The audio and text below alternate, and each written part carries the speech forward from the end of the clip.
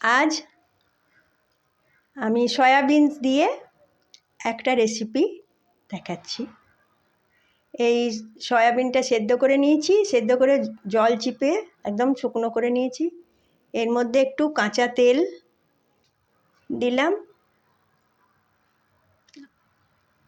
আর কাঁচা লঙ্কা চিড়ে রেখে দিয়েছি। এর মধ্যে আদা রসুনের গ্রেট করে রাখা আছে, আর এতে আছে এই চামচের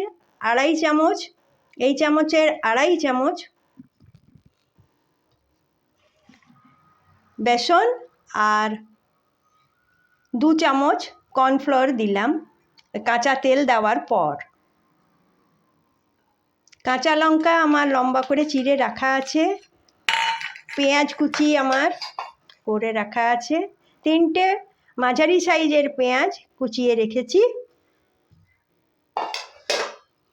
আর রসুন আদা একটু পরিমাণ মতো বুঝে গোটা 15টা 16টা মতন রসুন কোয়া আর কিছুটা আদা। এবারে একটু টমেটো সস মিলিয়ে দিলাম। এবার এটাকে ভালো করে মাখা হবে। সয়া বড়িগুলোতে আমি অল্প নুন দিয়েছিলাম। এটা ভালো করে মাখা হবে।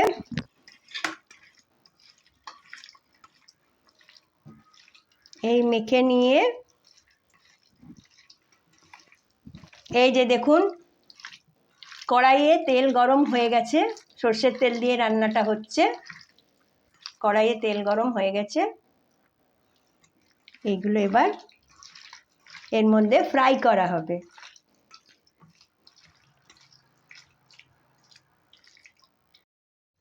এই তেলে গরম তেলে এবার ওই সয়া চাংগুলো ভেজে নেব, ভালো করে ভেজে নেওয়া হবে। এই যে আমার সয়া চাংগুলো ভাজা হয়ে গেছে। এতে আমি খালি তেল দিয়েছি আর ওই মিক্স করেছিলাম বেসন আর একটু কর্নফ্লাওয়ার। এবারে এটা আমি তুলে রাখবো, তুলে রেখে আমি বাকি মশলাগুলো ভাজবো, তারপর আবার আমি দেখাচ্ছি। আরও তেল নিয়ে গরম করলাম সর্ষের তেল, এর মধ্যে চিনি দিলাম, এই ছোট চামচের 8 চামচ চিনি দিলাম, দিয়ে একটা শুকনো লঙ্কা চিড়ে দিয়ে দিলাম, তেজপাতা, এবারে তেজপাতা দিলাম আর কুচনো পেঁয়াজগুলো ভাজতে দিয়ে দিলাম।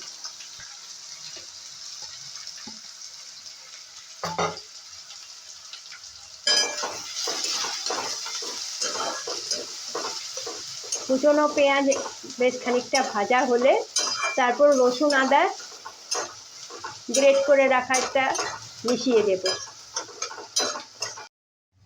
এই যে রসুন আদা দিয়ে আমি ভালো করে ভেজে নিয়েছি। রসুন আদার পেস্ট দিয়ে আর যা নুন আর শুকনো লঙ্কার গুঁড়ো, কাশ্মীরি লঙ্কার গুঁড়ো দিয়ে এটাকে ভেজে নিলাম।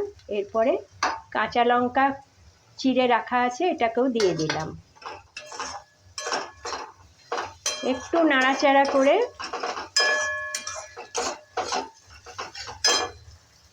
এর মধ্যে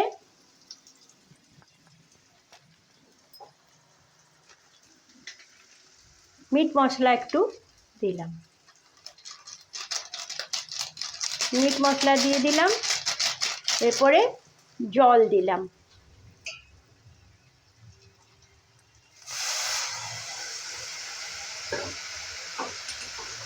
জল দিয়ে একটু নাড়াচাড়া করে এটা একটু কষতে দিলাম। মশলাটা জল দেওয়াতে একটু ভালোভাবে মজে যাবে। তারপরে আমি আবার বাকিটা দেখাচ্ছি। হ্যাঁ, এর মাঝে বলে দিই, রান্নাগুলো দেখে আপনাদের ভালো লাগলে লাইক করবেন, বন্ধুবান্ধবদের কাছের জনের সবাইকে শেয়ার করবেন, আর প্রচুর প্রচুর সাবস্ক্রাইব করবেন।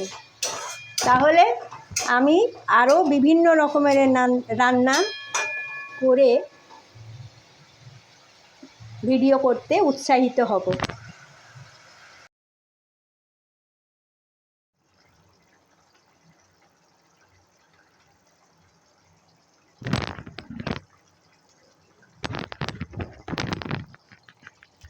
এই যে এবার দেখুন বেশ গ্রেভি গ্রেভি হয়েছে, আর একটু টানবে, তারপরে আর 2-3 মিনিট হলেই এটা নামিয়ে আমি গরম গরম সার্ভ করব। দেখুন আমার রান্না কমপ্লিট। আপনারা রেঁধে দেখুন কেমন লাগলো, কমেন্টে জানাবেন।